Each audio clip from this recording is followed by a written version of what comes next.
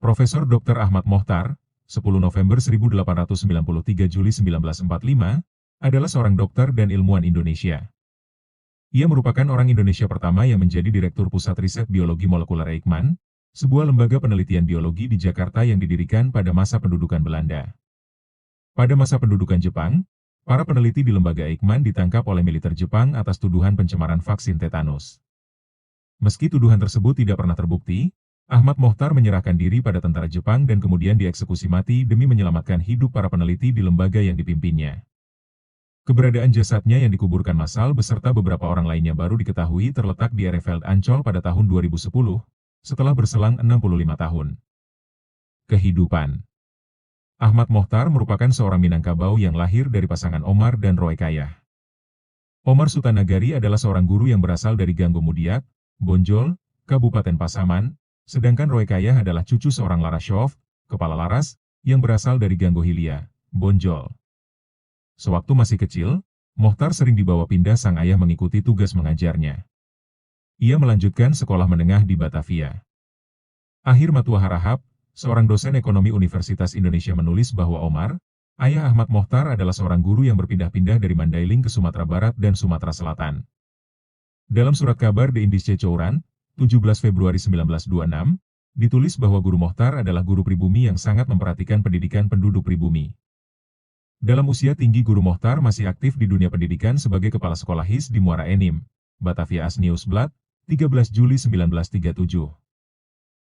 Disebutkan pula, Mohtar gelar Soeta Negeri sebelum menjadi guru HIS mengikuti kursus guru utama di Bandung.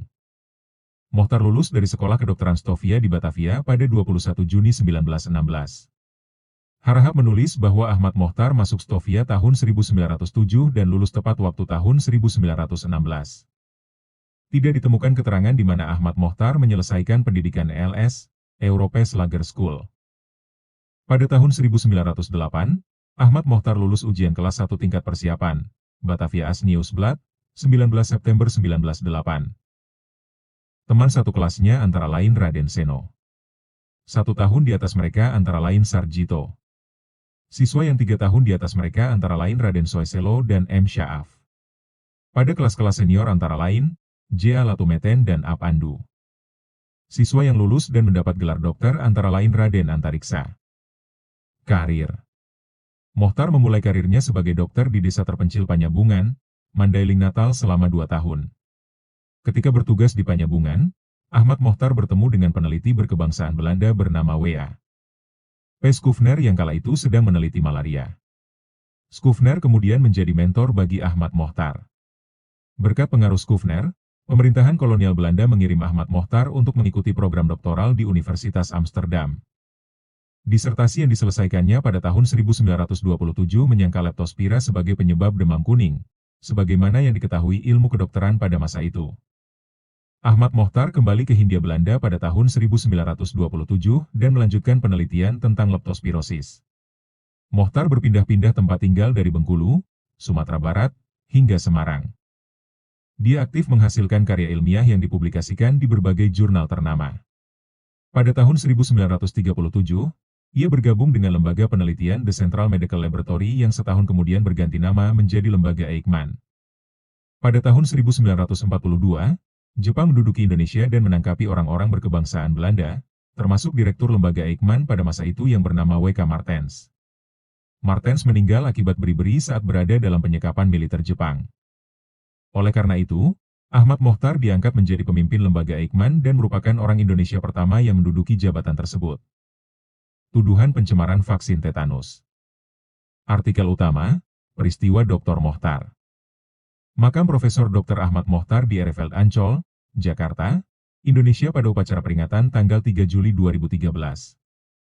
Pada tahun 1942, tentara Jepang memerintahkan Lembaga Pasteur di Bandung agar memproduksi vaksin untuk mengobati Romusha yang diduga terserang tetanus. Sekitar 90 orang Romusha yang masih sehat dibawa ke rumah sakit pusat di Jakarta untuk mendapatkan vaksin tersebut, tetapi mereka semua meninggal dunia. Beberapa minggu kemudian, peneliti Lembaga Eijkman yang menganalisis sampel jaringan hasil otopsi menyimpulkan bahwa vaksin yang diberikan telah tercemar toksin tetanus. Pada bulan Oktober 1944, Ahmad Mohtar beserta staf peneliti lembaga Eijkman dan para tenaga kesehatan yang melakukan vaksinasi ditangkap oleh tentara Jepang Kenpeitai dengan tuduhan melakukan sabotase terhadap vaksin yang diberikan kepada para Romusha. Mereka semua disekap, dipukul, dibakar, dan disiksa dengan metode waterboarding. Beberapa dokter tewas dalam tahanan. Peristiwa ini kelak dikenal dengan nama tragedi vaksin maut Klender 1944. Kematian. Pada bulan Januari 1945, para peneliti lembaga Eijkman yang selamat dari siksaan tentara Jepang dibebaskan. 3 laporan terpisah menyebutkan Ahmad Mohtar bernegosiasi dengan para penyekapnya. Ia setuju untuk mengakui tuduhan sabotase bila para koleganya dilepaskan. Ahmad Mohtar dipancung pada tanggal 3 Juli 1945. Sebuah catatan harian tentara Jepang menyebutkan bahwa jenazah Ahmad Mohtar dihancurkan dengan mesin gilas uap dan dibuang ke liang kuburan massal. Penemuan makam. Sejak saat kematiannya pada tahun 1945, lokasi jenazah Ahmad Mohtar tidak pernah diketahui. Melalui investigasi yang dilakukan oleh penerusnya, Direktur Lembaga Eijkman, Sangkot Marzuki, dan koleganya, Kevin Baird, berhasil menemukan makam Ahmad Mohtar di Ereveld, Ancol pada tahun 2010. Jasad Ahmad Mohtar dimakamkan dalam satu liang lahat bersama 9 orang lainnya. Penghargaan RSUD Ahmad Mohtar, Bukit Tinggi. Untuk menghargai jasa Ahmad Mohtar, pemerintah Indonesia memberikan penghargaan Satya Lancana Kebaktian Sosial pada tahun 1968. Melalui surat keputusan Presiden Republik Indonesia nomor 037 TK tahun 1972, Mohtar dianugerahi bintang tanda jasa kelas 3, bintang jasa nararia. Di Bukit Tinggi, Sumatera Barat, penghargaan terhadap Mohtar diwujudkan dengan menamai rumah sakit umum dengan nama Mohtar. Sebelumnya, rumah sakit yang berada di Jalan Dr. Arifai itu bernama Rumah Sakit Umum Bukit Tinggi kelas C. Gubernur Sumatera Barat Azwar Anas mengusulkan pergantian nama kepada Menteri Kesehatan, yang disetujui melalui surat keputusan tertanggal 13 Oktober 1981. Di depan gedung utama rumah sakit dengan 306 tempat tidur itu terdapat patung putih Mohtar dengan tangan kanan menunjuk ke depan dan tangan kiri mengapit buku. Rumah sakit ini kini bernama Rumah Sakit Umum Daerah Dr. Ahmad Mohtar. Keluarga. Ahmad Mohtar menikah dengan Siti Hasnah, kakak dari seorang ahli farmasi Ali Hanafiyah. Ia juga merupakan paman dari Abu Hanifah, Menteri Pendidikan dan Kebudayaan 1949 hingga 1950, serta Usmar Ismail, sutradara kawakan dan pahlawan nasional. Ya, itulah cerita dari Profesor Dr. Ahmad Mohtar yang telah berkorban sangat besar. Terima kasih kepada yang sudah menonton dan sampai jumpa di cerita lainnya.